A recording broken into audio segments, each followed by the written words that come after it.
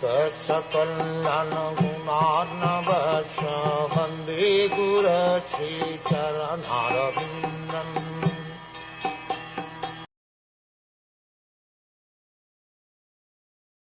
The great sage Maitreya said to Vidur, "My dear Vidur, as soon as King Dakshan offered the clarified butter with Yajurveda mantras in sanctified meditation, Lord Vishnu appeared there in his original form as Narayan. Lord Vishnu is all-pervading. Any devotee who, in sanctified meditation, following the regulative principles, chants the required mantras in service and in a devotional mood, can see Vishnu. It is said in the Brahm Samhita that a devotee whose eyes are anointed with the ointment of love of Godhead can see the Supreme Personality of Godhead always within his heart. Lord Shyamasundar is so kind to his devotee.